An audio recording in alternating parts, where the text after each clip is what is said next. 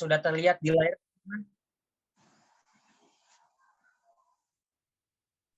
Sudah Kak, terlihat dengan jelas Kak. Saya akan membacakan CV Kak Zidan terlebih dahulu. Nama Muhammad Zidan Nugraha. Beliau merupakan salah satu mahasiswa aktif S2 di Universitas Palatehan, dan juga beliau merupakan seorang orginatoris dengan pengalaman 8 tahun dalam organisasi dan juga menguasai beberapa soft skill, yang dimana pengalaman organisasinya yaitu Ketua Umum Himpunan PSIK Palatehan, dan ada kader Himpunan Mahasiswa Islam, yang ketiga Presiden Mahasiswa atau BEM Universitas Palatehan, yang keempat ada Koordinator Isu Kesehatan BEM Nusantara, yang kelima ada Kangnong Kabupaten Serang, dan masih banyak lagi.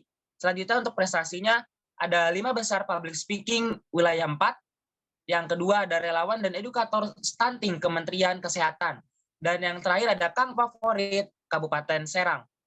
Mungkin kalau misalkan nanti penasaran sama Kaji dan pengen tanya-tanya, bisa DM IG-nya atau bisa lewat WA yang tertera di CV ini ya teman-teman. Oke, langsung saja kepada Kak Zidan, waktu dan layar saya persilahkan. Baik teman-teman, selamat malam. malam Kak.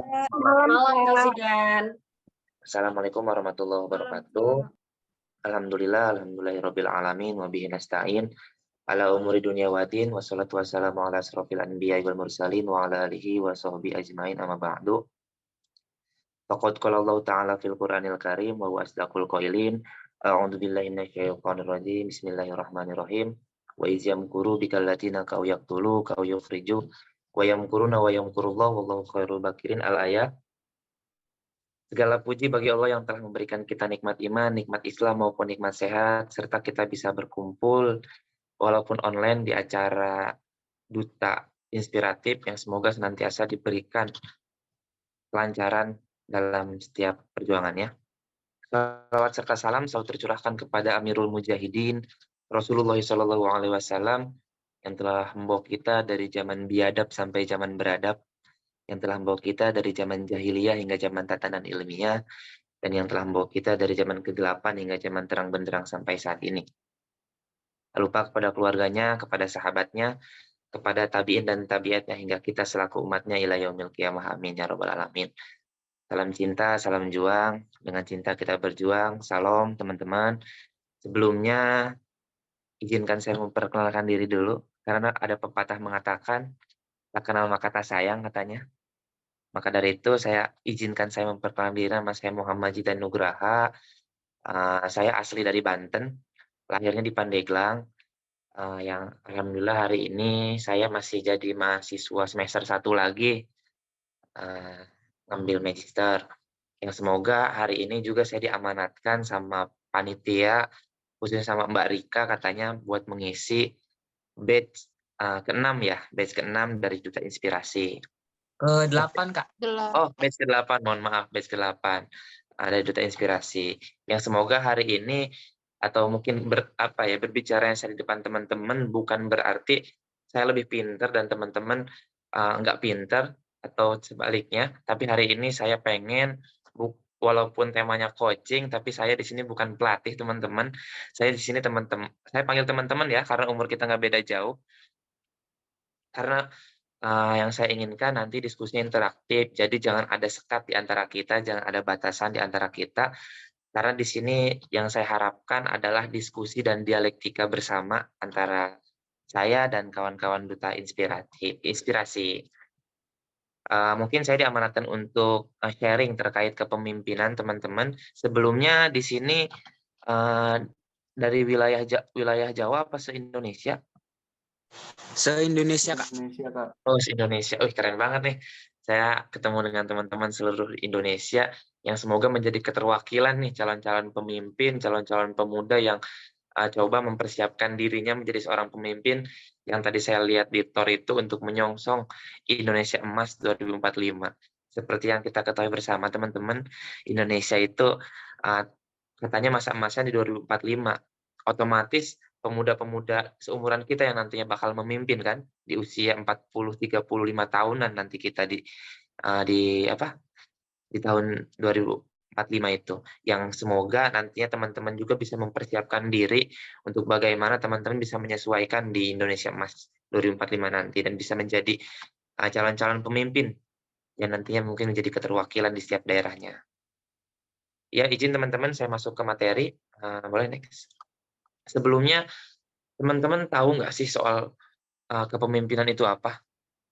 Atau pemimpin itu apa? Atau perbedaan antara pemimpin dan kepemimpinan? Ada yang bisa jelaskan, teman-teman?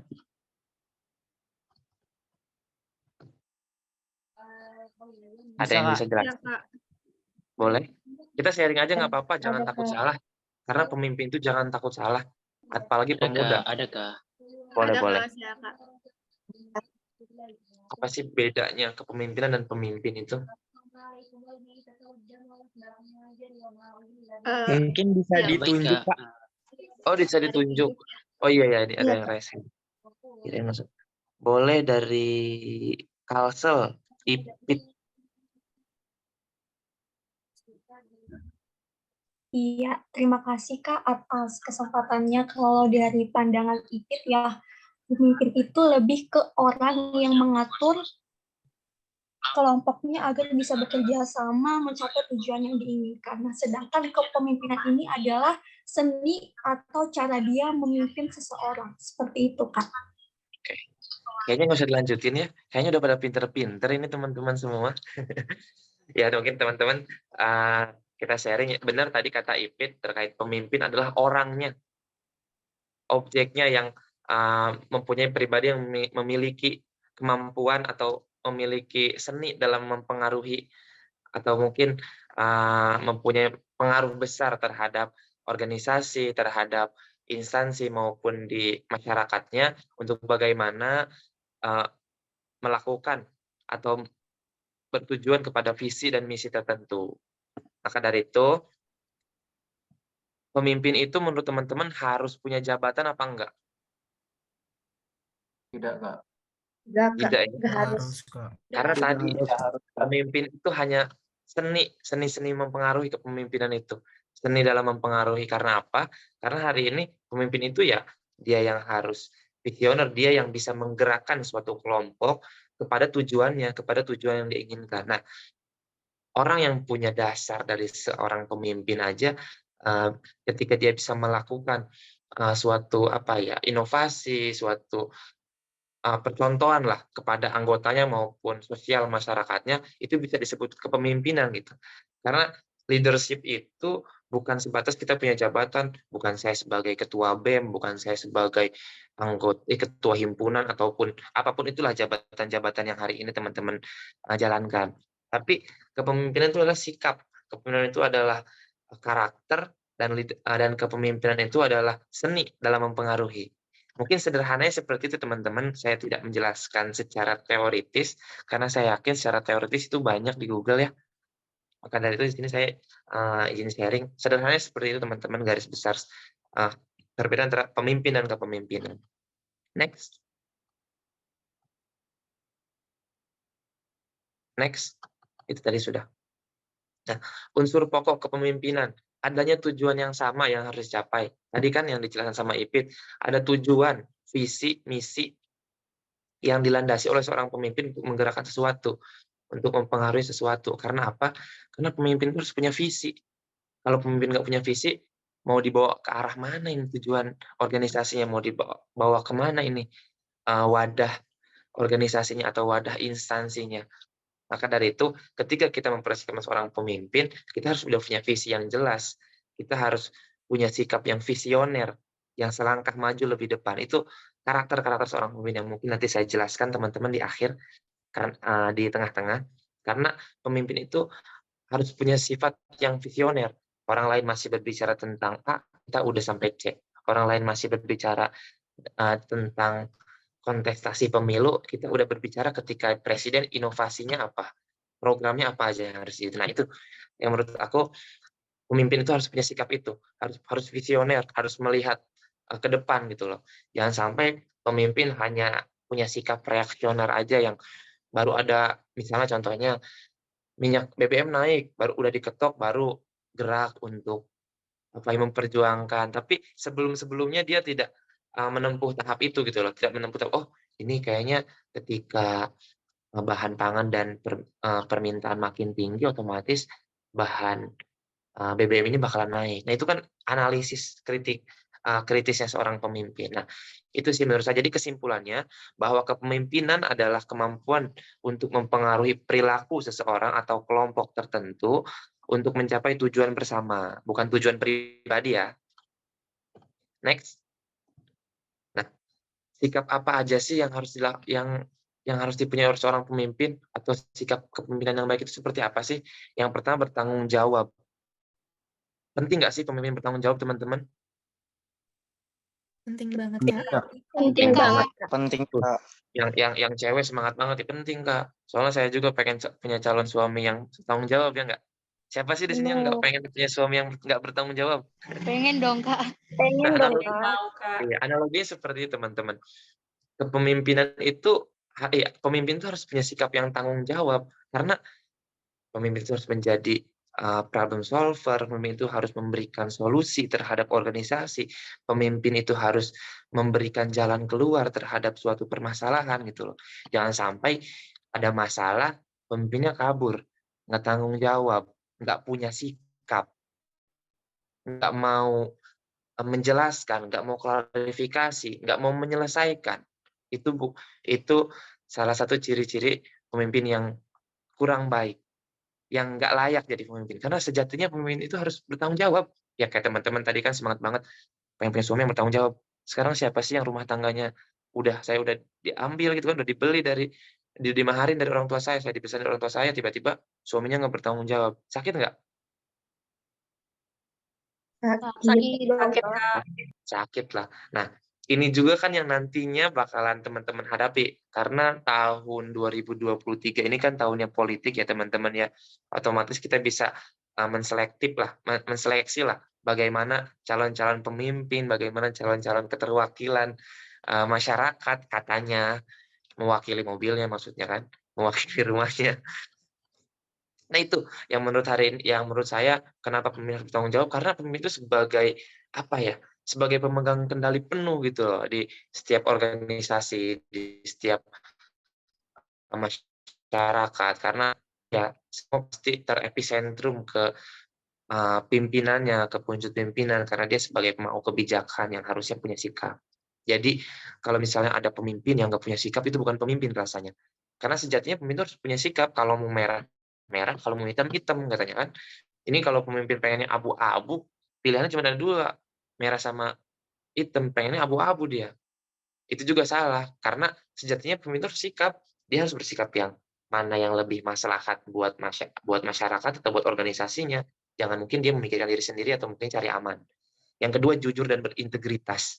Ya, sejatinya kalau sikap pemimpin harusnya punya sikap yang jujur, transparan. Iya nggak sih? Kalau pemimpin nggak transparan juga, ke anggotanya nggak respect. Buat apa saya punya pemimpin yang nggak jujur kan? Yang mementingkan dirinya sendiri, yang nggak pernah terbuka terhadap anggota. Terus berintegritas. Ada yang tahu nggak berintegritas itu apa? Ada yang Izin tahu? mirip kemajuan, Kak. Mempertanggungjawabkan apa yang sudah dilakukan. Iya, benar. Apa yang dia ucapkan itu yang dia lakukan. Itu namanya berintegritas, teman-teman. Jadi, kalau zaman sekarang itu anak muda itu bilangnya apa? Amis jambu atau omong doang, omdo atau PHP. Nah, itu ciri-ciri orang yang berintegritas. Jadi kalau teman-teman ada cowok-cowok yang nge-PHP ini atau yang cuma omong doang, itu nggak berintegritas, itu bukan calon-calon pemimpin rumah tangga itu ya. Jadi gitu teman-teman. Kalau misalnya kita mau melihat seorang pemimpin itu harus kita lihat dulu apa yang dia ucapkan itu sesuai nggak sih apa yang dia lakuin gitu loh. Jangan semata-mata ini pemimpin cuma cuap-cuap aja gitu kan, cuma ngomong aja tinggi tapi tanpa adanya bukti, tanpa dia mengaplikasikan apa yang dia ucapkan gitu loh. Nah, itu salah satu sikap pemimpin yang menurut saya idealnya harus punya jujur dan berintegritas. Karena itu salah satu modal penting buat jadi seorang pemimpin. Yang ketiga ada komunikasi secara efektif, teman-teman. Komunikasi secara efektif. Penting, teman-teman kalau misalnya punya pacar, udah sama LDR, jarang komunikasi, nyaman nggak sih? Nggak nyaman. Nggak Nggak nyaman. nyaman. Apa-apa ya saya analogiin ke pacaran aja, karena saya yakin di sini belum ada yang nikah ya. Belum. Nah, mungkin masih baru punya Semoga pacar, belum. tapi iya. Nah, pasti mau kan punya pemimpin yang komunikasinya baik, yang dekat secara personal dengan anggotanya, yang mungkin punya sikap yang humanis kepada anggota atau ke masyarakat. Nah, itu kan yang hari ini kita inginkan sebagai seorang pemimpin gitu loh. Atau mungkin teman-teman nanti mempersiapkan itu sebagai seorang pemimpin, jangan cuek, jangan nggak pekaan, jangan nggak apa ya, diem aja lah bahasanya lah. Ah, ya udahlah nanti saya juga urus. Tapi teman-teman juga harus punya pendekatan secara personal kepada anggotanya, kepada masyarakat atau mungkin lingkungan yang teman-teman mau pimpin. Maka dari itu jangan sampai komunikasi ini di organisasi itu banyak yang miskomunikasi kan biasanya. Nah, itu salah satu kegagalan atau ketidakmaksimalan seorang leadership atau gaya kepemimpinan. Karena apa? Karena dia nggak punya komunikasi yang baik kepada anggotanya. Gimana mau kerjanya mau jalan kalau komunikasi aja enggak? Gimana hubungannya mau langgeng kalau komunikasi aja enggak? Ya enggak? Nah, itu teman-teman. Jadi sikap-sikap seorang pemimpin itu harus punya komunikasi yang baik dan efektif ya teman-teman. Terus yang keempat, percaya diri. Nah, saya yakin sih kalau udah duta, inspiratif pula, itu udah nggak diraguin lagi kan percaya dirinya. Tapi itu penting teman-teman buat modal teman-teman sebagai seorang pemimpin nantinya. Karena apa?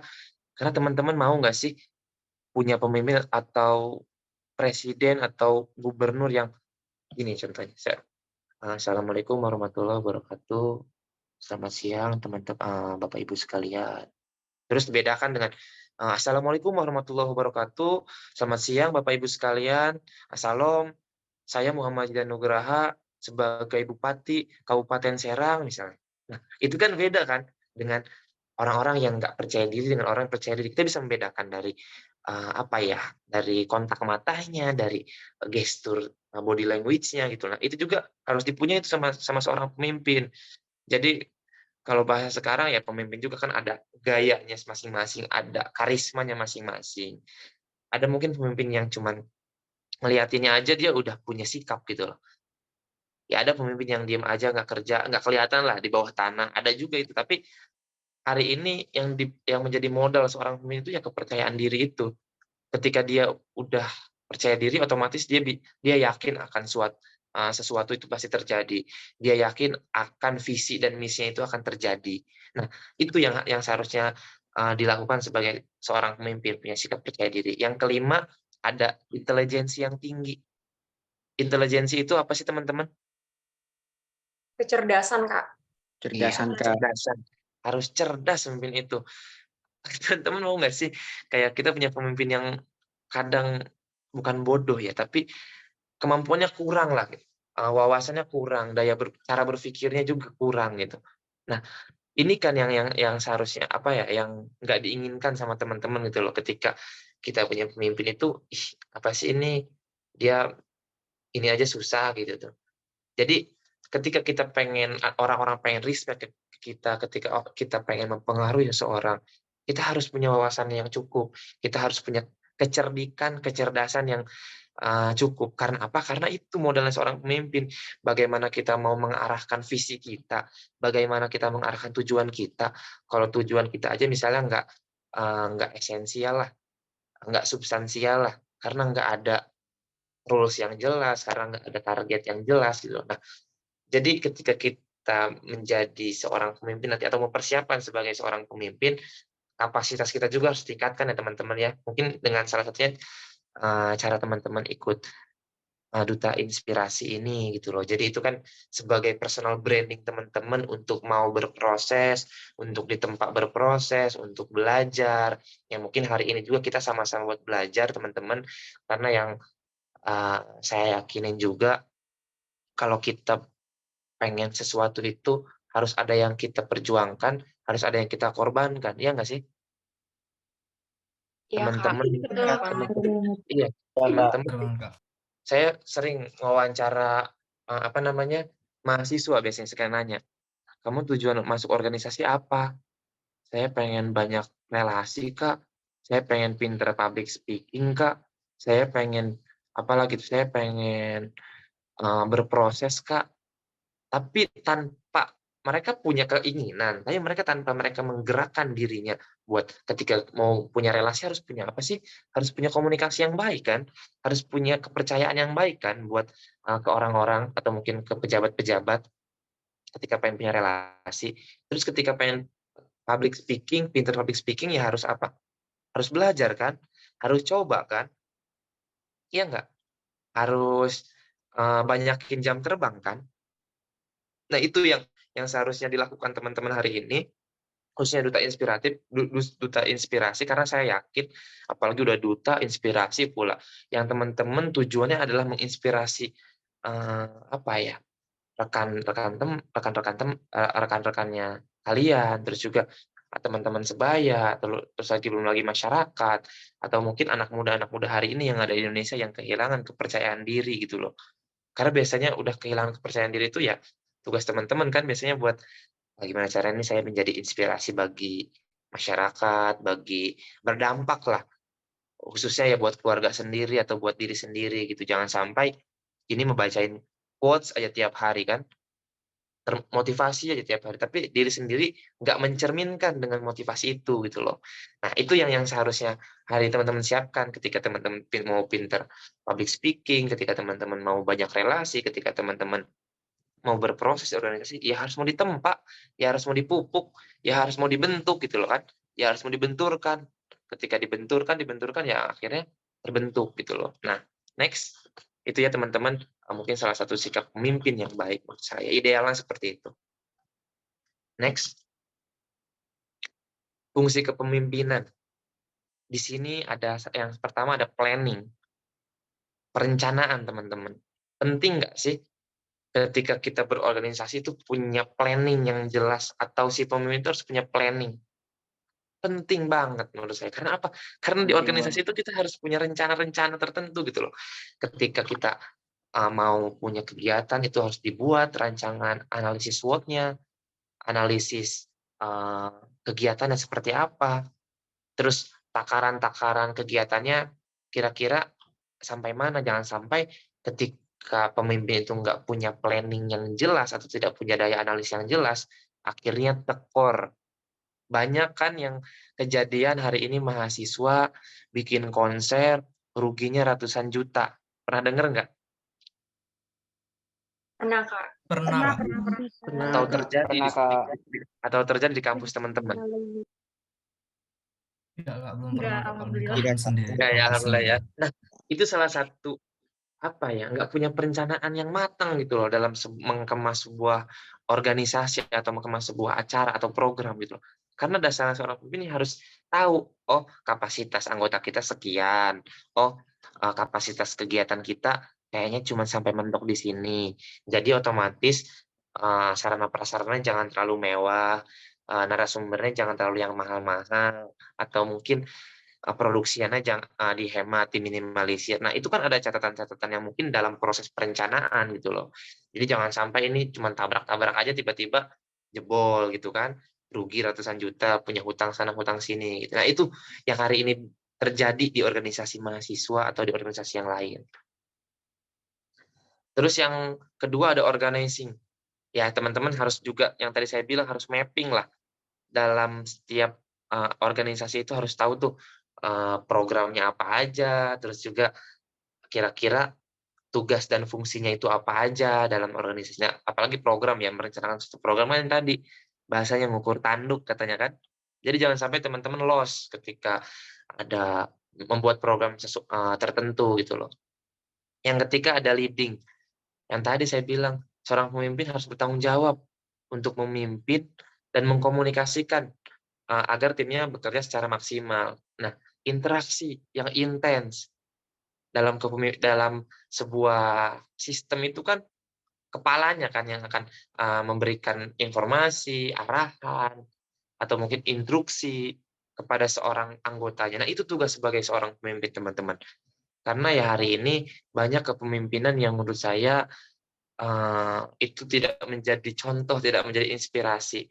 Kalau zaman dulu saya dikenalkan sama orang tua misalnya, "Tuh A, kayak B.J. Habibie, jadi pemimpin pinter bisa bikin pesawat. Tuh kayak Gus Dur, walaupun ibaratnya dia ditumbangkan, tapi dia menjadi pemimpin yang inspiratif karena apa? Karena dia salah satu orang yang banyak terobosannya, karena dia salah satu guru dan waliullah gitu misalnya. Nah, hari ini kan kebanyakan pemimpin itu nggak ada apa ya, nggak ada yang kita contoh gitu loh. Mungkin hari ini tuh apa ya, keterbatasan kita sebagai anak muda itu nggak ada pemimpin yang kita contoh. Mungkin ketika kita berbicara 1 abad ke belakang, itu banyak sekali pemimpin yang bisa kita contoh. Salah satunya Rasulullah kan, kalau yang Islam di sini. Terus mungkin ada lagi Muhammad Al-Fat, atau banyak lagi lah teman-teman yang menjadi inspirasi teman-teman terhadap seorang pemimpin. Nah itu yang seharusnya apa ya, jadi seorang pemimpin kan harus menjadi contoh. Nah, itu ada leading. Dan yang keempat ada staffing. Nah, ini yang paling penting teman-teman dalam setiap organisasi, apalagi menjadi seorang pemimpin. Mapping itu paling penting. Kenapa? Karena kita harus tahu nih, komposisi yang ada di organisasi kita itu. Contohnya, dulu saya di BEM.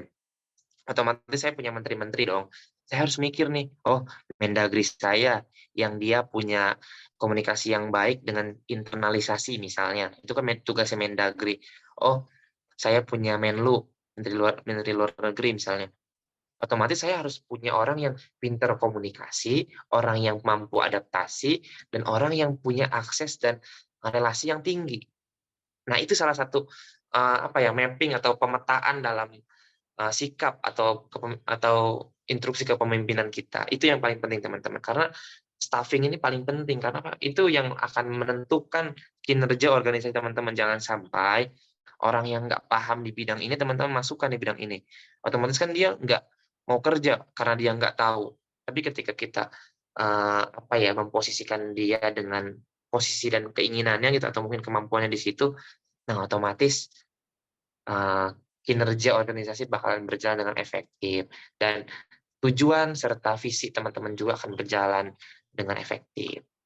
Yang kelima adalah controlling.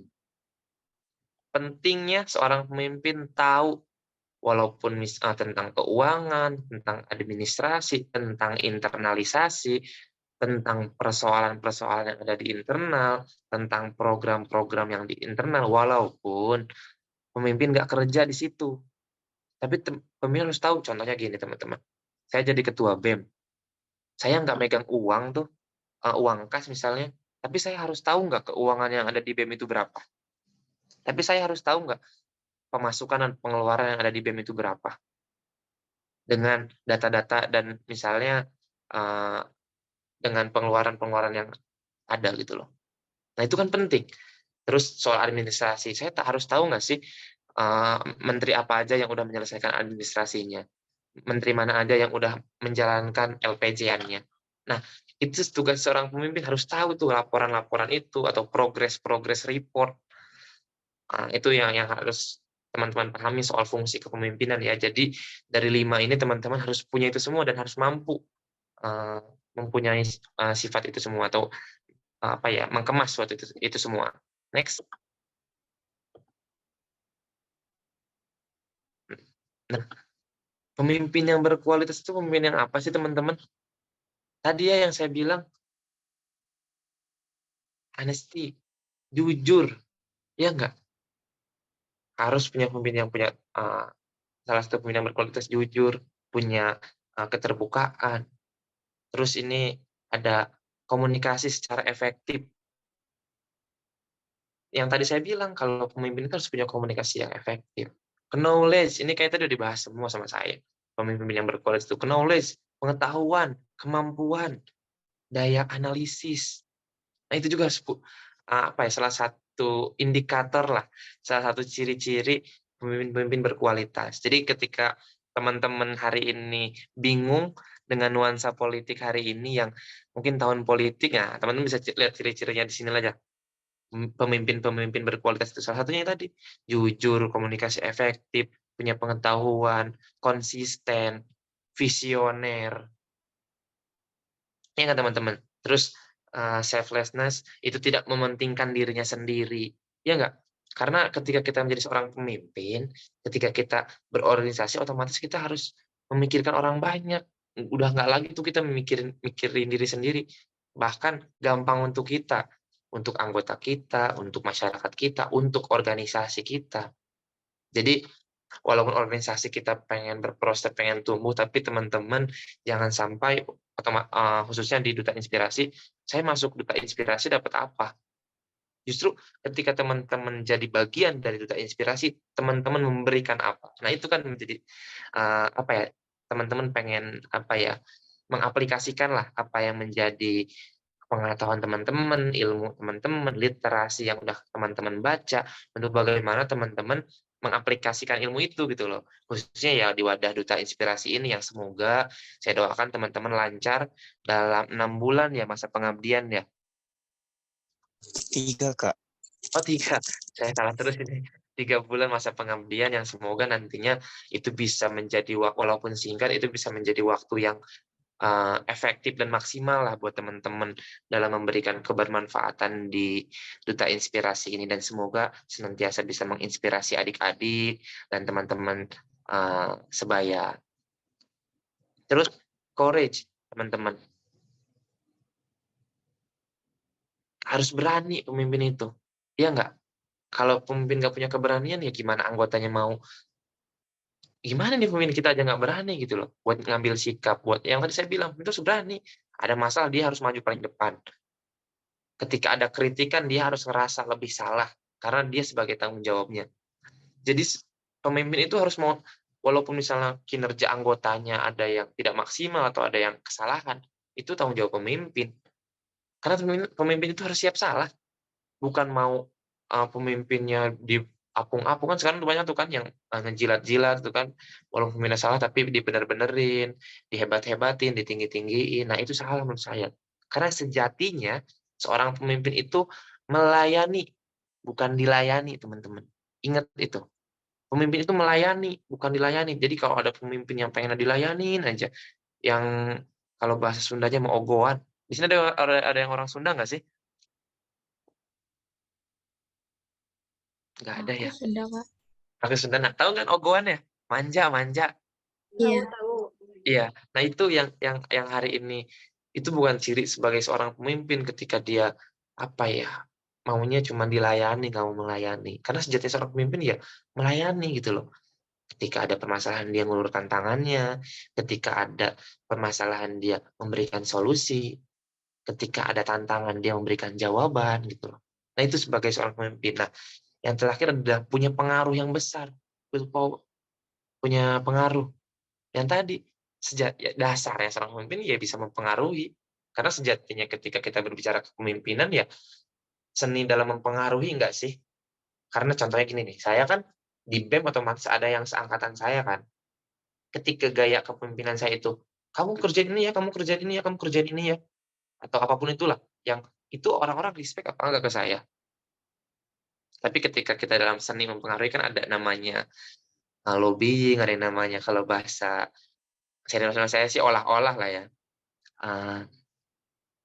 Misalnya contohnya gini, saya ke Mbak Rika sama saya mau diinstruksikan untuk megang program misalnya.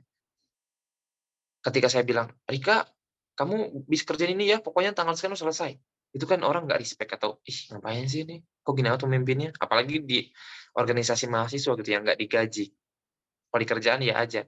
Tapi ketika kita punya seni dalam kepemimpinan atau seni dalam pengaruhi kan, Mbak Rika izin, ini karena dalam rapat kerja sudah dibahas terkait program ini, saya sebagai direktur mungkin mengamanatkan kepada Mbak Rika misalnya untuk bagaimana Mbak Rika mengemas dan mempersiapkan kegiatan ini untuk menjadi ketua pelaksana, karena ya hari ini yang punya progres yang cukup baik dan kepercayaan kami sebagai pimpinan ada di Mbak Rika untuk bisa menjalankan program ini. Nah, lebih enak mana teman-teman? Lebih enak yang kedua kan dibandingkan yang pertama. Karena itu ketika kita memimpin sesuatu itu ya seni dalam mempengaruhi. Jadi jangan sampai ya gaya-gaya kepemimpinan kita yang salah nantinya. Next. Next aja, next. Karena waktunya juga udah mepet. Yang ini mah cuman gambaran aja. Nah, gaya kepemimpinan teman-teman. Di sini mungkin gaya kepemimpinan banyak ya, karakter dalam kepemimpinan itu banyak.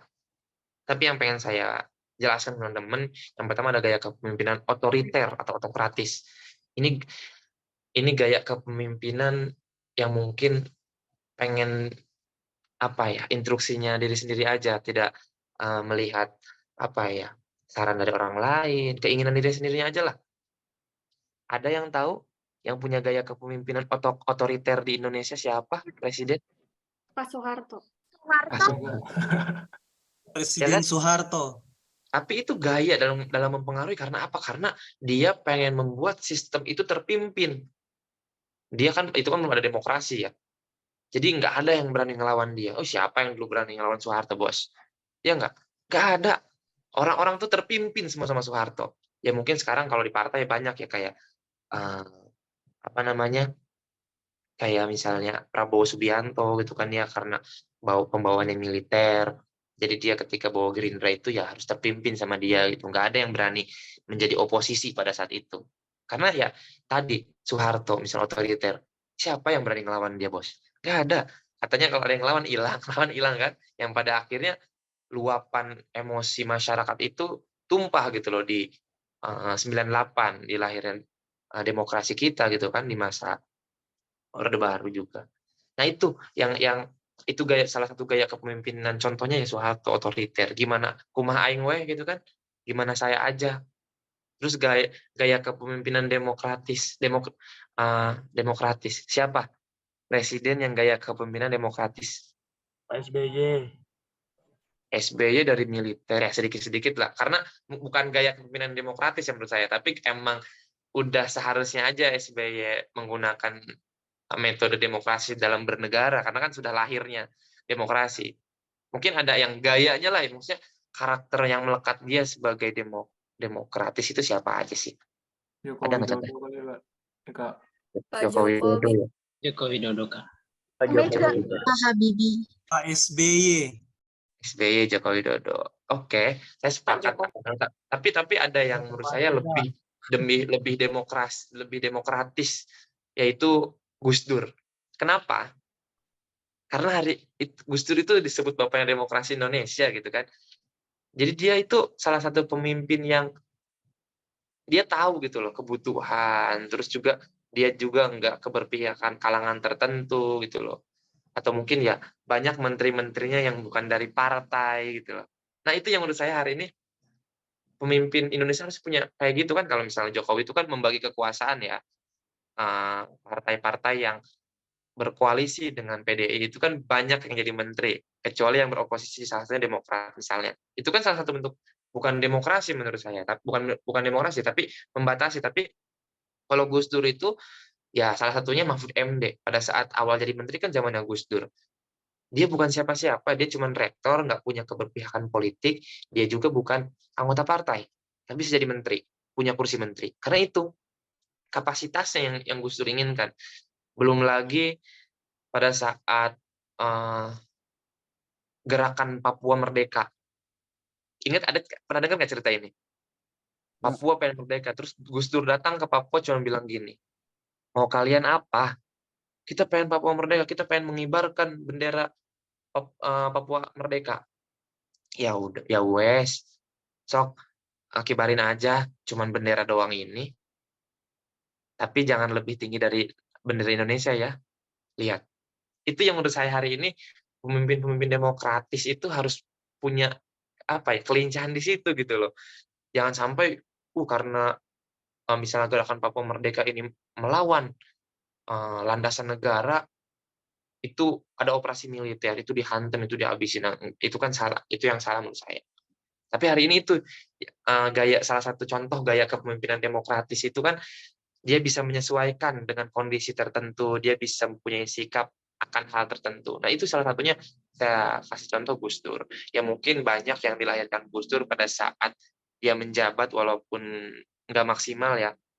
Tapi dia yang bisa berdiplomasi dengan Israel pada saat itu, dia bisa berdiplomasi dengan berbagai negara dan banyak negara yang mungkin pada saat itu sedikitnya banyak kontribusi beliau untuk merubahlah citra Indonesia di mata dunia.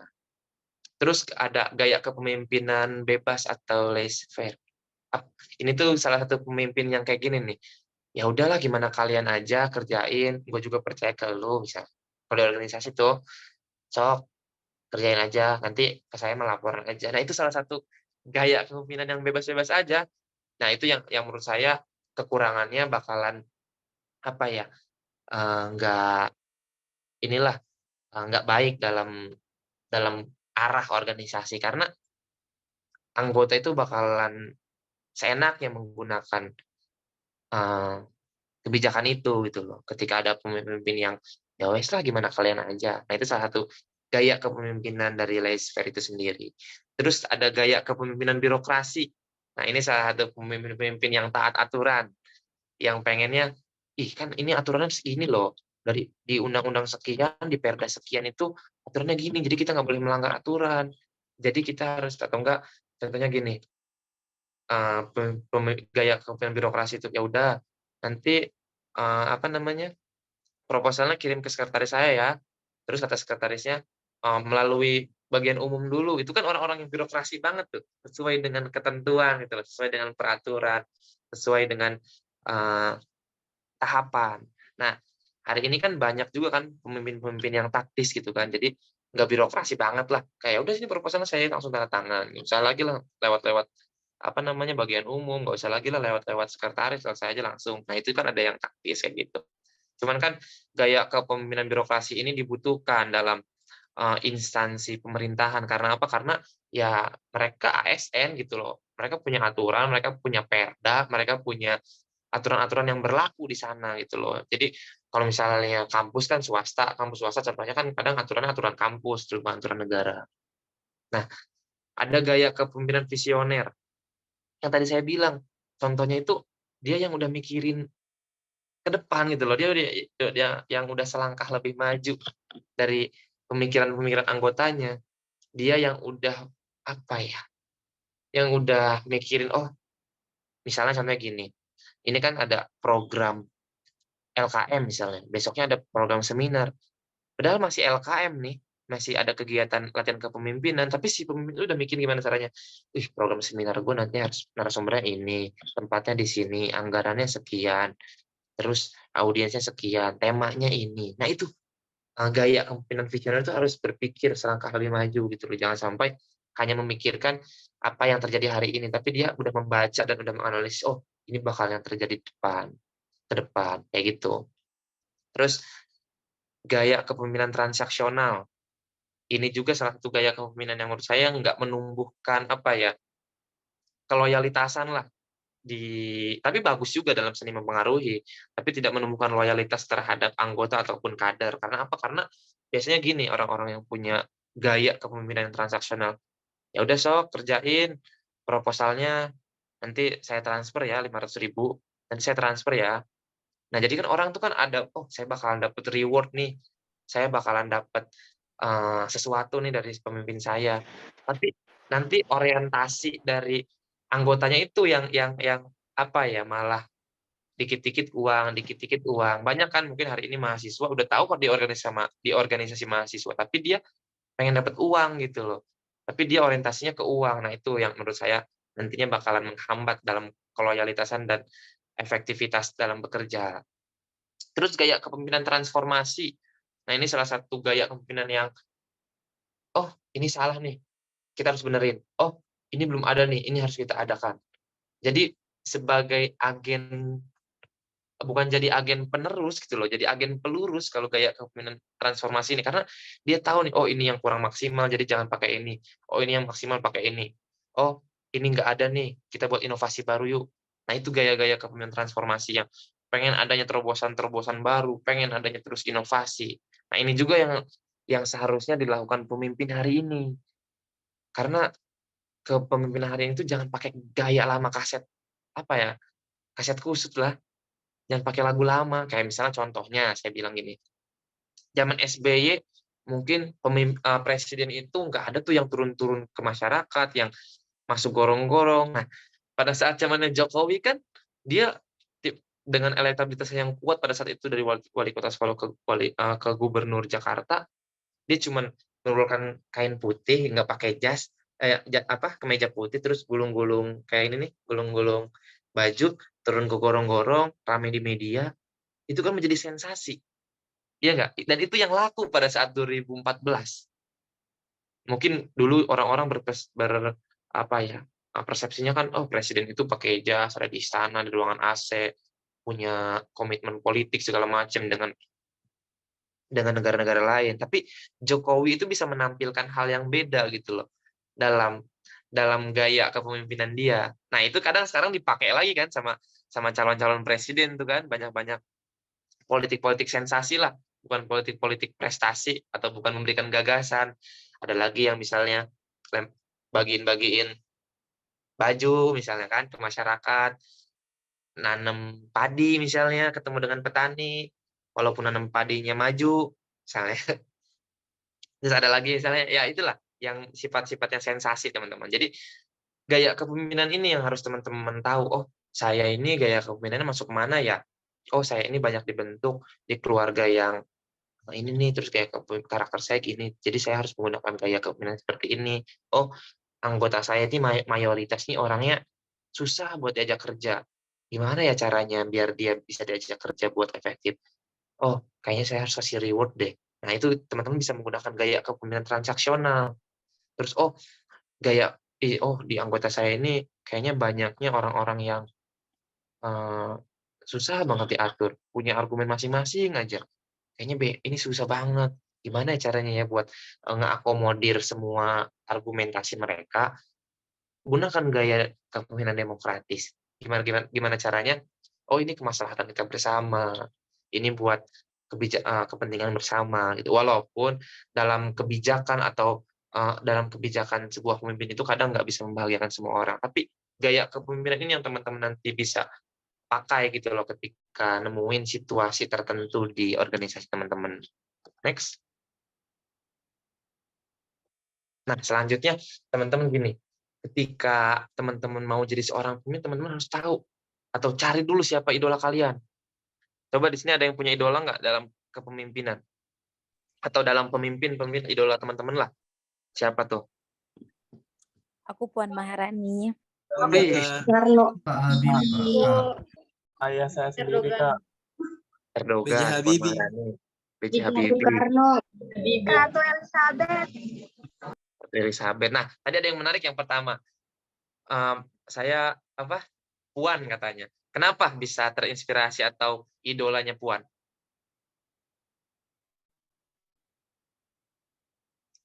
Pengen jadi ketua DPR RI berarti ya? Ada yang bisa jawab tadi kenapa pengen mengidolakan Puan Maharani? Tadi siapa yang jawab Puan Maharani? Aku, Kak. Siapa tuh? Namanya dong, sebutin namanya. Mega. Dong. Mega. Kenapa bisa Aku menyukai, terinspirasi sama Puan Maharani? iya, aku bukan tipikal orang yang melihat dari kejahatan sosial seseorang. Pasti setiap kejahatan atau kebaikan pun sebaliknya. Aku melihat Puan Maharani adalah salah satu perempuan yang berdiri tegak ketika RUU TPKS disahkan.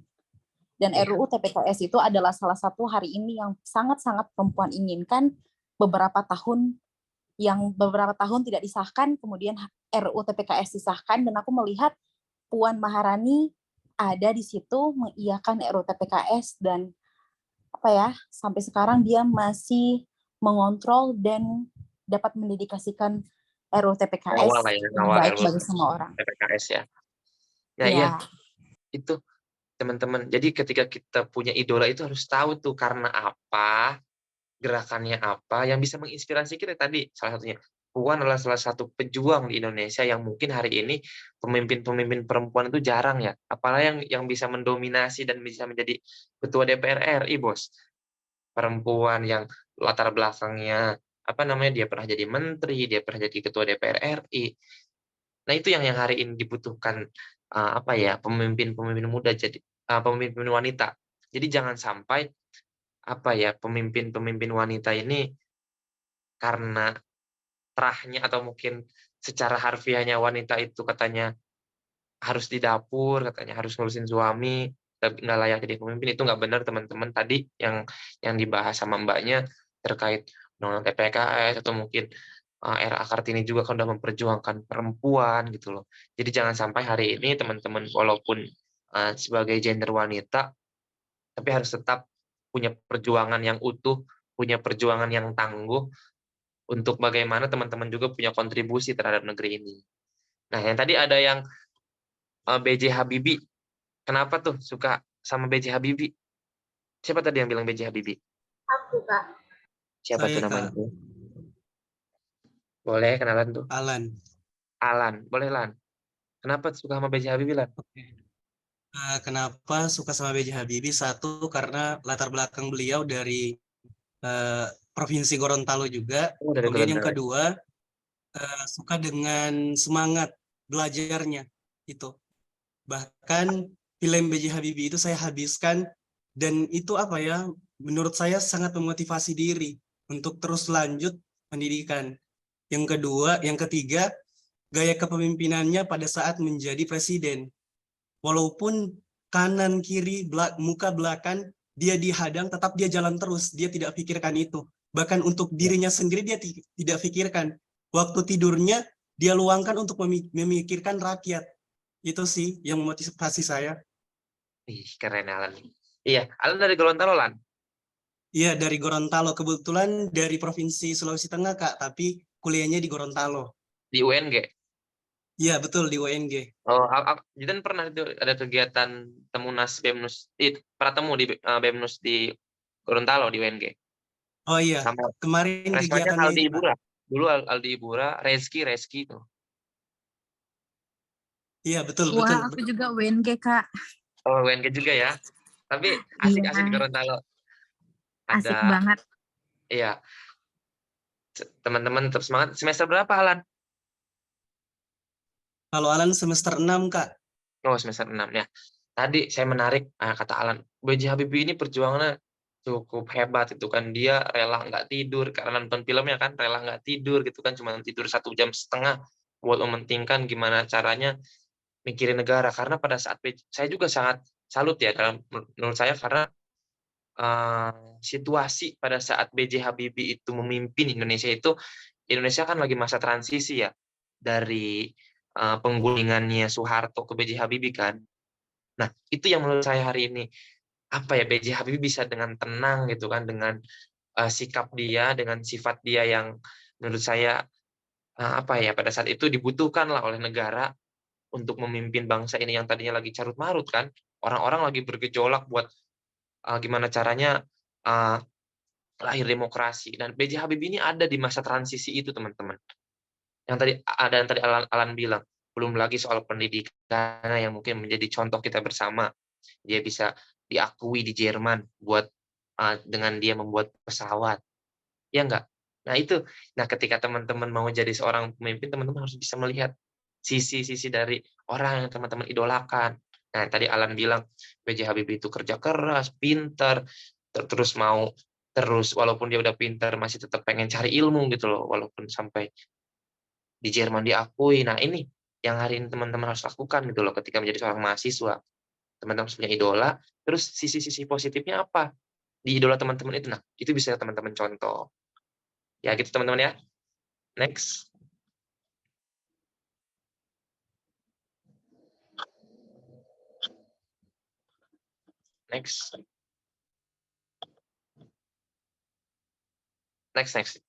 Itu nggak usah.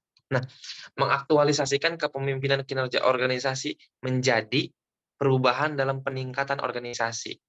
Nah, ini kan yang apa ya, tahapan-tahapan yang menurut saya aksi perubahan seorang pemimpin itu harus bisa mengaktualisasikan agenda-agenda rapat, agenda-agenda pelajaran. Terus dalam kinerja organisasi itu kepemimpinan kinerjanya itu bisa manajemen organisasi juga gitu loh. Bisa mengelola perubahan dalam bentuk inovasi yang nantinya kan dia bisa melihat potensi apa yang ada di organisasinya, perubahan apa yang ada di organisasinya, dan atau mungkin bisa mengoptimalkan ya seluruh potensi sumber daya di internal maupun di eksternal. Nah, di sini ada 7 elemen manajemen organisasi atau mungkin dalam kinerja kepemimpinan. Yang pertama tadi perencanaan kinerja, teman-teman. Sejatinya pemimpin itu harus tahu rencana apa yang bakal dia lakukan dalam satu periode, dalam 2 periode, dalam 1 periode, dalam 1 bulan, dalam 1 tahun, dalam 3 bulan. Itu harus ada rencana-rencana kinerjanya. Setelah ada rencana kan pelaksanaannya. Nah, harus punya analisis dalam pelaksanaannya bakalan seperti apa, dikemas sedemikian rupa, seperti apa. Yang tadi saya bilang, ketika sudah pelaksanaan harus ada pengukuran atau penilaian kinerja yang ada di evaluasi.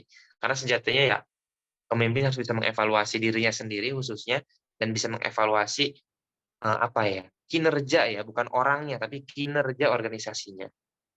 Ketika banyak ketidakmaksimalan atau ketidakpuasan dari masyarakat atau dari mahasiswa. Harus ada akuntabilitas dan analisis lingkungan strategik. Kenapa pemimpin harus tahu nih lingkungannya ini seperti apa, mendukung apa enggak, sesuai apa enggak. Jadi jangan sampai pemimpin ini udah tahu misalnya anggotanya lagi pada pusing, lagi pada capek, pemimpinnya marah-marah. Chaos nggak tuh organisasinya? Chaos. Karena itu nggak bisa analisis lingkungan yang ada di yang ada di lingkungan organisasinya. Nah, kalau lingkungan eksternal contohnya gini. Ada mungkin isu terkait Perpu. Tapi sebagai pimpinan di organisasi universitas yang harusnya menyikapi soal Perpu ini kayak gimana, nah, si pemimpin ini salah menentukan sikap. Contohnya, dia mendukung BBM naik, contohnya, jangan Perpu lah, BBM naik. Nah, itu kan salah dalam analisis lingkungan. Dia itu kan seakan-akan keberpihakan di pengusaha atau di pemerintah, tidak keberpihakan di rakyat atau di bawah. Otomatis kan dia melawan arus toh.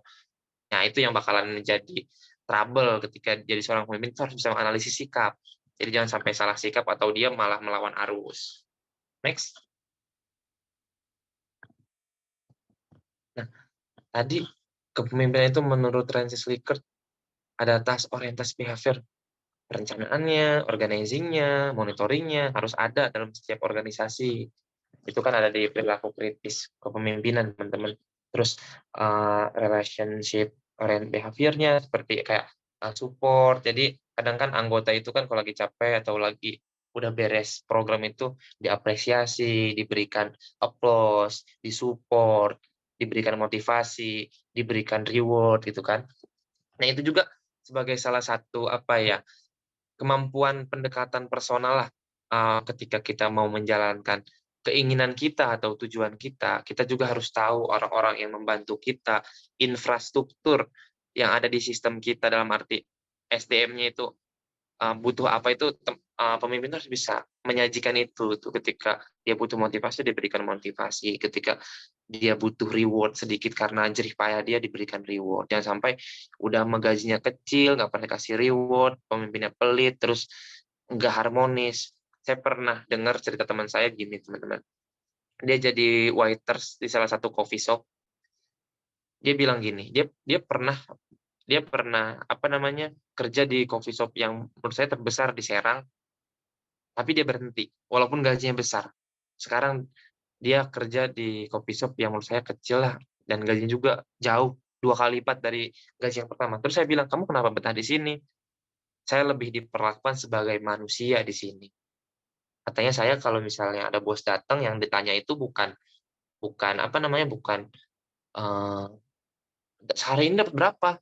Hari ini gimana? Konsumen banyak nggak?" Nggak ditanya itu, tapi yang ditanya, "Hari ini keluarga kamu sehat?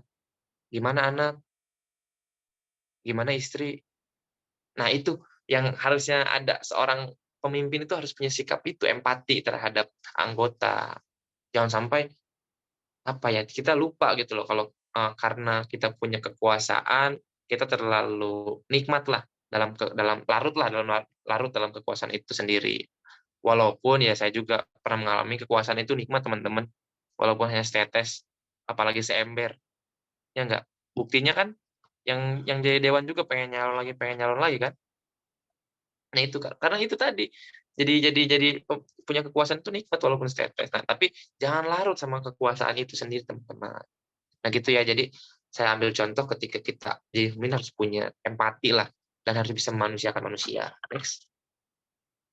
Ya, yang terakhir, pekerjaan besar membutuhkan banyak bakat, kemampuan, energi positif, dan kompetensi terbaik.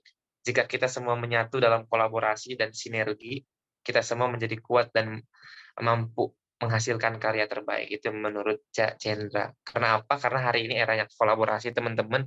Bukan lagi eranya one man show atau berjalan sendiri. Kita bisa cepat mungkin kalau sendiri, tapi kita bisa sukses ketika kita bersama-sama. Mungkin itu dari saya, selebihnya kita diskusi secara interaktif, kurang lebihnya mohon maaf. Yakinkan dengan iman, usahakan dengan ilmu, dan sampaikan dengan amal. Yakin usaha sampai, wabillahi taufiq wal hidayah. Assalamualaikum warahmatullahi wabarakatuh. Terima kasih, Kak. Oke, terima kasih Kak Zidan atas pemaparan materinya. Sebelumnya saya izin off cam ya Kak, soalnya kalau on cam tadi udah beberapa kali on cam kepental aja, mungkin dari jaringannya kurang bagus. Ya, nggak masalah. Untuk selanjutnya sesi tanya jawab, mungkin untuk yang resen bisa diturunin dulu ya. Ini Nanti moderator yang pilih kan ya? Iya Kak. Yang resen bisa turun dulu Kak. Kak Tia, Kak Fahris. Oke. Hitung 3 ya. 1, 2, 3.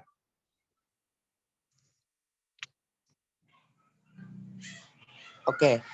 Di layar saya untuk yang tercepat itu ada Kak Mailen dari Kalimantan Timur.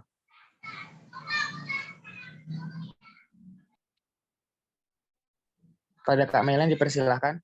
Mailen dari Kaltim ya. Iya. Dari IKN. Baik, terima kasih Kak Ardi. Halo, selamat malam Kak Zidan. Malam. Ya, baik. Sebelumnya saya mengucapkan terima kasih banyak atas materi yang sangat luar biasa pada malam hari ini mengenai kepemimpinan. Saya mohon izin bertanya. Tadi sudah dijelaskan mengenai gaya kepemimpinan, itu salah satunya adalah gaya kepemimpinan otoriter. Gaya kepemimpinan otoriter itu adalah gaya seorang pemimpin yang pengen instruksinya harus dituruti atau dilakukan oleh seluruh anggota. Ya. Nah, ini saya mau bertanya, pasti kita seorang yang dipimpin, kita yang dipimpin ini pasti pengennya pemimpin yang mensejahterakan para anggotanya. Nah, ketika kita menemukan pemimpin yang otoriter dan tidak mau mendengarkan masukan dari para anggotanya, otomatis ini akan mengekang pemikiran-pemikiran yang seharusnya bisa dikeluarkan oleh para anggotanya. Tetapi karena dia pengennya hanya dia aja yang paling benar dan hanya dia saja yang mau diikuti instruksinya, maka ini membuat anggota-anggotanya itu menjadi sulit untuk berkembang dan akhirnya menjadi malas. Tadi ada salah satu contohnya sudah kakak sebutkan juga, ada seorang kakak waitress yang dia keluar karena dia tidak dihargai di situ. Nah, kalau ini hubungannya dalam organisasi kampus, itu kira-kira seperti apa langkah yang tepat dan sesuai untuk kita menghadapi para pemimpin otoriter, sehingga kita tetap bisa bertumbuh, kita tetap bisa berprogres di dalam organisasi tersebut, dengan kita juga tetap menghargai apa yang sudah dia pimpin. Mungkin seperti itu. Terima kasih, Kak Zidan. Sama-sama. Keren sekali pertanyaannya. Kak, mungkin langsung jawab ditampung dulu atau ada? Boleh kalau kita mau dijawab langsung boleh. Baik. Yang tadi mungkin mengambil contoh ya, karena saya juga pernah ada di organisasi yang tadi saya bilang, ketika kita menjadi seorang pemimpin, apalagi di organisasi mahasiswa, apalagi menggunakan gaya kepemimpinan yang otoriter itu kata saya nggak efektif. Karena apa? Karena tadi mahasiswa udah nggak digaji, kita pengen berproses, tapi punya pemimpin kok ini kayaknya nggak bikin kita tumbuh gitu loh. Itu ya nggak memberikan ruang yang ruang kepada kita gitu buat memberikan aspirasinya, buat memberikan pendapat dan argumentasinya. Saran saya teman-teman, ketika kita punya pemimpin, kan tadi contohnya dia sebagai kamu sebagai anggota ya. Ketika kita punya pemimpin yang seperti itu, sikap kita yang paling utama adalah memberikan sebuah kritik dulu yang pertama. Kenapa? Karena dia harus diingatkan biar dia nggak kebablasan. Kayak yang tadi saya bilang, kadang orang tuh ketika punya kekuasaan tuh larut, bos. Walaupun setetes. Jadi dia seenak aja kan pengen dia kayak gitu loh. Tapi yang pertama harus kamu jelaskan kayak gini. Dalam sebuah organisasi ini kita nggak ada yang namanya one man show. Kita nggak adanya Superman yang ngerasa hebat sendiri atau kemauannya pengen diturutin sendiri gitu loh. Tapi hari ini kan kita super tim, apa yang menjadi kemaslahatan semuanya itu coba kita bisa tuangkan gitu loh. Jangan sampai apa ya, teman-teman jadi anggota bukannya berperan malah baperan gitu loh. Nah, ini yang kadang salah di organisasi nih. Pemimpinnya salah, dianya malah udah malas gitu kan, tiba-tiba udahlah saya mah keluar, udahlah saya mah nonaktif, saya mah pasif lah. Nah, itu kadang yang menurut saya salah. Harusnya gini teman-teman, teman-teman harus bisa mau berbicara akan hal itu kayak, "Ih, ketua, kayaknya lebih baik gini deh. Kayaknya ketua harus merubah ini deh. Karena hari ini kita kurang efektif dalam menjalankan organisasi ketua." Karena apa? Karena hari ke hari ketua hanya menginginkan pandangan ketua yang menjadi arah dari tujuan organisasi ini. Tapi ketika kita menganalisis, tapi ingat ya teman-teman ya, ketika teman-teman juga berargumentasi dan coba memberikan argumentasi itu harus realistis juga. Karena apa? Karena yang bisa diterima dengan baik loh sama ketuanya. Misalnya contohnya gini, ketua menginginkan jadi besok misalnya proposal. Tapi gini ketua, kan kita juga kan butuh cari data dulu, butuh bikin RAB dulu, dan itu membutuhkan waktu yang cukup lama ketua. Belum lagi banyak divisi-divisi yang belum mengirimkan RAB, dan ini apa ya, cukup waktu yang singkat gitu buat kami membuat ini gitu loh. Itu kan nggak cukup lah dalam arti. Nah, itu yang seharusnya dilakukan oleh anggota gitu ketika mendapat tekanan apa ya dari pimpinannya lah dalam arti. Apalagi punya pemimpin yang seperti itu kan, yang karena saya aja, tapi jangan baperan teman-teman, harus memberikan peran.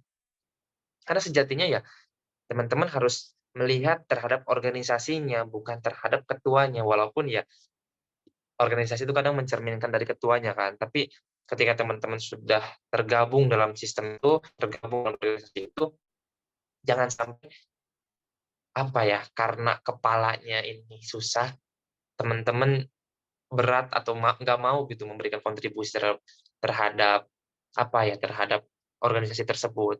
Apalagi visi dari misi teman-teman awal masuk anggotaan kan ingin memberikan dampak, ingin memberikan kontribusi. Nah, itu sih yang menurut saya hari ini jangan kebanyakan hari ini tadi benar yang disampaikan dari Mbaknya yang dari Altim, kalau kita ini malah kehilangan respect gitu loh kan. Kadang sama orang-orang yang kayak gitulah, yang semaunya, yang seenaknya. Tapi kembali lagi terhadap proses yang tadi, kepemimpinan kan bukan jabatan, tapi metode atau seni dalam mempengaruhi. Nah, kita juga bisa jadi pemimpin dalam organisasi tersebut walaupun kita bukan ketua. Yang tadi saya bilang, seni dalam mempengaruhi teman-teman yang dipakai. Ya kita bisa mempengaruhi ketua, bisa kan? Bisa. Yang dipakai apa? Seninya. Metodenya yang tadi, yang saya bilang, teman-teman bisa menjabarkan secara realistis, bisa menjabarkan secara substantif. Nah, itu yang hari ini coba dilakukan dulu lah sama teman-teman yang hari ini sedang mengalami ya, dengan kepemimpinan yang otoriter. Mungkin itu dari saya, cukup? Ya, baik. Terima kasih banyak, Kak Zidan sudah sangat menjawab. Terima kasih. Sama Meli. Ya, terima kasih Kak Melin. Oke, boleh turun lagi rasanya.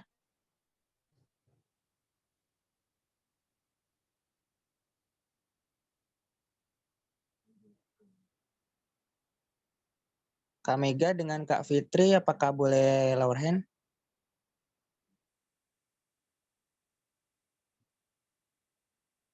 Halo Kak Fitri. Udah. Oke. Untuk pertanyaan kedua, saya hitung 1, 2, 3.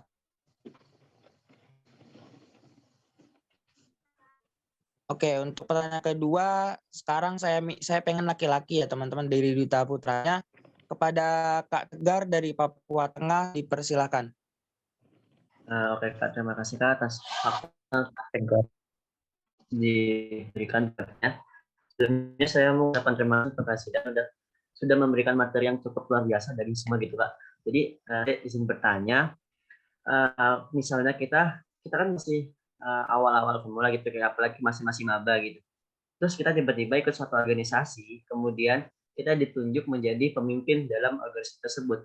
padahal kita belum punya pengalaman apapun dalam bidang keorganisasian gitu Kak. Terus menurut Kakak nih kayak lebih baik kita terima tawaran untuk menjadi pemimpin tersebut dengan resiko kamu nggak tahu apa-apa tentang struktur-struktur sebelumnya. Terus apakah kita menolak tawaran tersebut dengan kata lain dengan alasan belum pernah menjadi pemimpin, belum pernah memiliki pengalaman dalam kepemimpinan gitu Kak. Ya. Terima kasih Tegar dari Papua Tengah. Papua Tengah. Provinsi baru apa bukan ya Papua Tengah ya? Bukan Kak. Yang pegunungan ya, provinsi baru ya? Iya Kak. Ya, terima kasih Tegar atas pertanyaannya. Sedikit mungkin dari saya. Rasanya sederhana jawabannya. Karena apa? Karena ketika teman-teman mendapatkan momentum atau apa ya tadi, ada instruksi lah buat jadi pemimpin dalam suatu program atau organisasi. Terus kita lebih milih mana sih, Kak? Terima apa enggak? Teman-teman, kesempatan itu nggak datang 2 kali. Kita itu bisa memanfaatkan 5 menit peluang kita. Kenapa? Karena itu yang menentukan kita ke depannya. Ketika teman-teman nggak berani dalam mengambil keputusan atau mungkin nggak berani menerima konsekuensinya tadi, yang tadi dijabarkan sama Tegar, itu hal yang akan terlewatkan dan hal yang bakal disesalkan sama teman-teman. Kenapa? Karena orang yang nggak mau mencobalah yang bakal nyesel nantinya. Lebih baik menyesal karena gagal tapi pernah mencoba kan, daripada menyesal nggak pernah nyobain apa-apa. Karena kan ketika kita gagal ya kita bisa evaluasi lagi, kita bisa perbaiki lagi.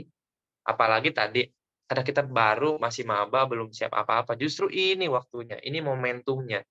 Jangan sampai menyia-nyiakan momentum datang lagi. Syukur-syukur kalau datang lagi. Coba kalau nggak dikasih kesempatan lagi karena teman-teman nggak punya keberanian dalam hal itu. Kan gitu ya teman-teman. Jadi ya jawaban saya sederhana. Harus berani, harus nerima konsekuensi itu. Tadi kata saya harus terima konsekuensinya dan harus mau belajar. Karena kalau bukan momentum itu yang teman-teman ambil, teman-teman mau ngambil bagian momentum mana lagi? Syukur-syukur kalau ada. Nah, itu yang menurut saya ya teman-teman ya. Jadi kalau misalnya kesempatan, coba. Kalau ada kesempatan, coba. Walaupun Halo? Suara saya jelas nggak?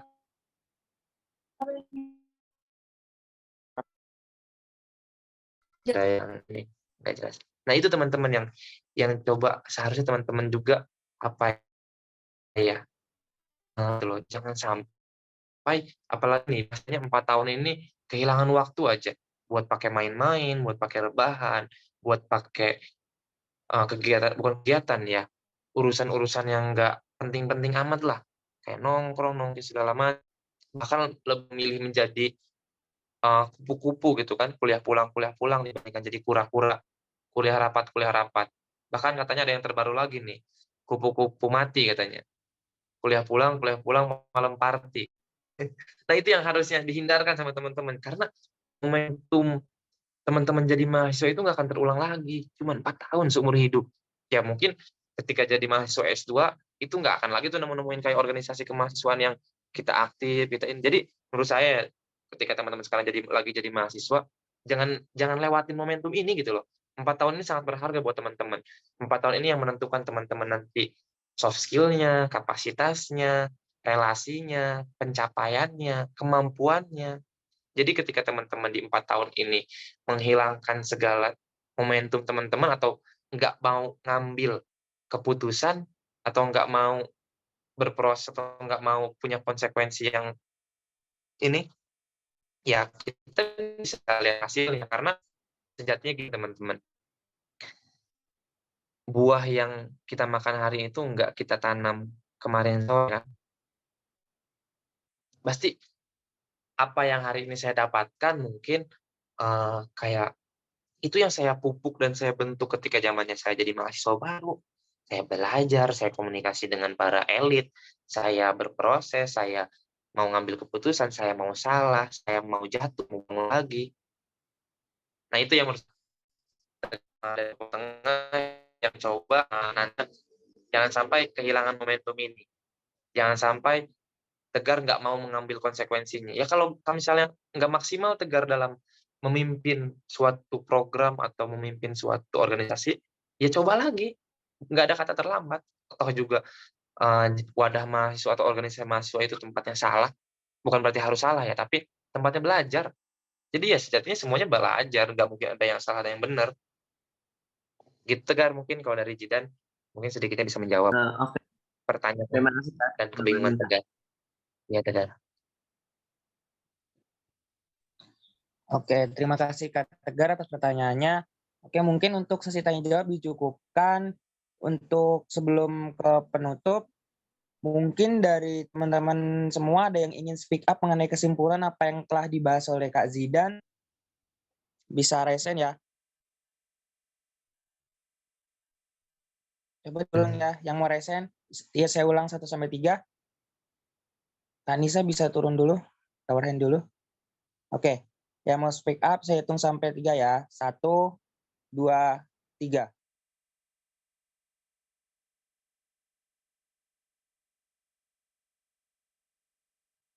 Oke, yang teratas ada Kak Mega. Pada Kak Mega dipersilahkan. Baik, terima kasih. Pertama-tama, bismillahirrahmanirrahim, yang saya hormati narasumber, yang saya hormati juga teman-teman duta. Saya tidak mendapatkan sesi tanya jawab, jadi saya ingin memberikan perspektif saya ingin bertanya sedikit mengenai pemateri karena ini mengganjal dalam sanubari saya. Yang pertama, perspektif saya itu, pemimpin itu menurut saya sifatnya dinamis. Bisa berubah-ubah tergantung perkembangan zaman. Berbagai pengaruh yang terjadi disebabkan oleh beberapa keadaan, misalkan budaya dan politik yang menggelebu. Dan yang kedua, perspektif saya,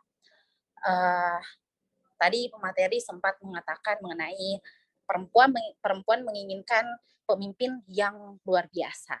Nah, itu laki-laki. Menurut saya, laki-laki juga menginginkan pemimpin yang luar biasa selaku guru utama dalam rumah, yaitu perempuan. Bagaimana kemudian perempuan itu bisa menjadi pemimpin untuk dirinya sendiri, bisa memimpin rumahnya. Nah, saya izin bertanya, mohon maaf teman-teman duta, saya izin bertanya, dari ketujuh gaya kepemimpinan yang narasumber sampaikan, kepemimpinan mana yang dipakai oleh narasumber untuk memaksimalkan kerja organisatoris? Dan yang kedua, bagaimana tanggapan narasumber mengenai keterbatasan gerak kepemimpinan perempuan yang dibatasi oleh arogansi maskulinitas?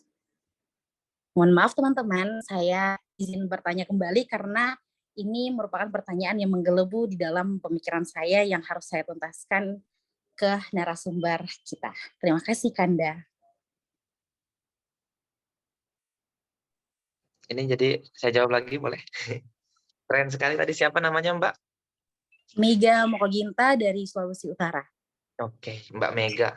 Sangat luar biasa Mbak Mega. Menarik tadi yang didiskusikan sama Mbak Mega terkait gaya kepemimpinan apa yang saya lakukan ketika saya menjalankan sebuah kepemimpinan, walaupun saya sekarang udah nggak punya jabatan teman-teman di internal kampus. Tapi ketika saya menjabat kemarin, yang tadi Mbak Mega bilang, kalau saya menggunakan banyak gaya kepemimpinan yang saya gunakan, ya salah satunya demokratis, yang bebas, terus juga belum otoriter, saya pakai itu semuanya. Karena setiap kondisi tertentu yang menurut saya harus jeli lah melihat itu. Jadi, kayaknya kalau saya pakai metode gaya kepemimpinan otoriter ini nggak masuk nih anak-anak ini. Kayaknya kalau saya terlalu demokratis, kayaknya anak-anak nggak akan habisnya ini, berantem terus. Ketika saya nggak menggunakan gaya kepemimpinan transaksional, anak-anak susah ini geraknya. Nah, itu yang menurut saya hari ini, kenapa yang tadi bilang Mbak Mega itu, pemimpin harus dinamis ya, sepakat saya, karena itu tadi, kita harus bisa menggunakan gaya kepemimpinan apa aja, dan kita harus menyesuaikan dengan apa yang terjadi pada situasi organisasi kita. Mungkin itu sedikit yang saya bisa menjawab, yang mungkin tadi yang saya pakai ya, saya juga pernah memakai gaya kepemimpinan demokratis, kepemimpinan laissez-faire, terus juga birokrasi juga, karena saya juga harus bersinggungan dengan ketentuan dan peraturan yang berlaku di kampus gitu loh. Visionernya juga saya pakai, karena juga saya harus memberikan terobosan-terobosan baru. Transaksional juga saya pakai, karena itu yang penting kita bisa mencerminkan situasi apa, gaya kepemimpinan apa yang tepat. Itu analisisnya di situ. Terus tadi yang kedua terkait saya nggak sepakat kalau semua berujung kepada laki-laki dalam rumah tangga. Iya, karena emang wanita juga salah satu bagian dari infrastrukturnya di sebuah rumah tangga. Saya juga sepakat, bukan wanita itu nggak ada kaitannya, tapi yang tadi saya contohkan kan, teman-teman mau nggak sih punya suami yang nggak bertanggung jawab? Teman-teman mau nggak sih punya suami yang nggak ini? Nah, tapi ya semata-mata ya perempuan juga atau ibu atau istri juga harus bertanggung jawab. Karena apa? Karena ya itu tadi. Yang pertama, istri punya bagian menjadi madrasatul ula kan, menjadi madrasah pertama bagi anak. Nah, itu salah satu contohnya. Tugasnya seorang wanita melayani suaminya, terus juga nurut sama suaminya. Itu kan dalam peraturan agama ya, tapi dalam konsep bernegara, nggak ada yang mengatakan pemimpin wanita itu nggak boleh, nggak ada. Karena pada saat era Kartini itu memperjuangkan hak-hak wanita itu, dan itu disebutkan dalam undang-undang. Belum lagi, dan nggak ada yang namanya pemimpin wanita yang nggak boleh jadi ini, nggak boleh jadi itu. Walaupun dalam suatu negara yang lain mungkin ada, tapi di Indonesia rasanya nggak ada. Palingan yang membedakan antara wanita dengan pria itu, ya salah satunya yang tadi. Wanita kan bukan ketidakmaksimalan memimpin ya, tapi ketidakmaksimalan saat memimpin, dan dia punya urusan-urusan dan kewajiban-kewajiban lain. Contohnya, ketika dia jadi bupati, dia hamil, dia melahirkan. Apakah dia tetap bawa anak ketika jadi bupati? Ya enggak. Ketika dia jadi gubernur, dia kan wanita. Dia hamil, otomatis dia cuti kan? Itu bakalan ada PLT atau enggak diwakilin, jadi ada wakil gubernur nanti yang geraknya. Nah, itu yang mungkin menjadi ketidakmaksimalan wanita dalam memimpin. Karena apa? Karena secara hitohnya wanita ya itu tadi, dia punya tanggung jawab lain di luar daripada sistem yang bakalan dia bentuk gitu, sistem yang bakal dia jalankan. Mohon maaf. Jadi itu yang menurut saya hari ini, bukan membatasi antara wanita laki-laki itu beda, atau mungkin nggak ada hak wanita buat memimpin, enggak, bukan itu. Tapi ketika wanita memimpin, atau mungkin ada variabel-variabel lain yang mungkin nggak bisa kita tebak toh, kayak yang tadi saya bilang, ngelahirin hamil belum lagi dia ngurus suami, yang mungkin itu yang tidak menjadi ketidakmaksimalan dalam kepemimpinan wanita. Tapi saya yakin kan nggak semua wanita seperti itu, dalam arti ketika dia jadi pemimpin nggak maksimal. Tapi ya banyak kok wanita hari ini yang menjadi pembaharu, yang membawa perubahan, bahkan dari dulu juga banyak. Tapi ya menjadi tugas teman-teman, khususnya Mbak Mega tadi ya, yang tadi sebagai calon-calon pemimpin wanita yang mempersiapkan diri bagaimana idealnya pemimpin wanita seperti apa. Karena di samping itu kan teman-teman nanti bakal punya tanggung jawab suami, tanggung jawab anak, dalam arti bakal ada yang diurus gitu loh. Nah, itu sih menurut saya bakalan yang nantinya jadi analisis ketika wanita menjadi pemimpin ya, atau enggak di pemimpin di setiap daerah. Paling hal-hal yang membuat di luar dari kendali aja. Tapi selebihnya kalau penyetaraan gender itu kan sekarang udah mulai ini kan, antara wanita dan laki-laki ya sama. Walaupun ya secara agama kan ada kan dalam Al-Quran kan, yang pemimpinnya perempuan ya laki. Mungkin itu sih, ada jalur kolamuna ala nisa itu kan. Ya mungkin itu sih kalau saya jawabannya sedikit, mungkin bisa menjawab dari diskusi Mbak Mega tadi.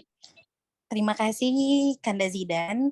Izin moderator, apakah Mega bisa memberikan pikiran pembanding selama 1 menit?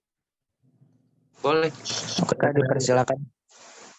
Ya, terima kasih atas kesempatan yang sangat berharga. Permohonan maaf saya sebesar-besarnya saya belum bisa mengaktifkan kamera saya karena saya sedang berhalangan sakit. narasumber, intinya selama budaya maskulinitas masih merajalela di negara 62, selama itu juga perempuan akan dibatasi dalam berbagai gerak yang akan dia lakukan. Contoh kecil, sederhana saja, politik di dalam rumah ya, teman-teman. Terkadang yang selalu didengar adalah orang tua, dalam hal ini ayah atau bapak. Nah, tradisi inilah yang kemudian mengkerdilkan istri bahkan anak-anaknya. Dalam istilah didengar atau bagaimana, dan itu banyak kita lihat di negara kita Indonesia. Dan menurut saya sebagai merasakan keterbatasan perempuan, saya juga memimpin organisasi, dan di situ saya merasa diskriminatif terhadap gerak pemimpin perempuan yang dinilai dari keluluhannya dalam cara berpikir. Padahal menurut saya setiap manusia mempunyai individualisme untuk bagaimana kemudian dia mengemukakan logikanya dan menggunakan hatinya untuk ketulusan batinnya. Dan saya rasa perempuan dan laki-laki bisa menjadi pemimpin tergantung bagaimana kondisinya.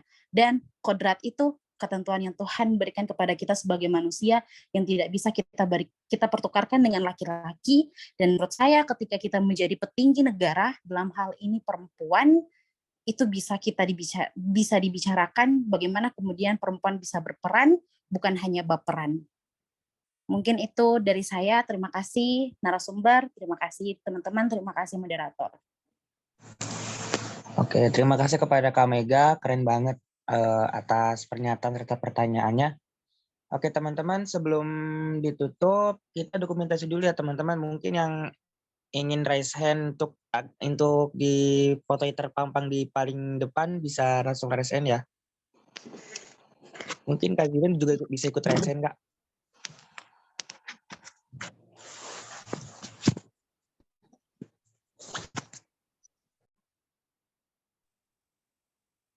Untuk operator, apakah ada yang bisa untuk men-share screen?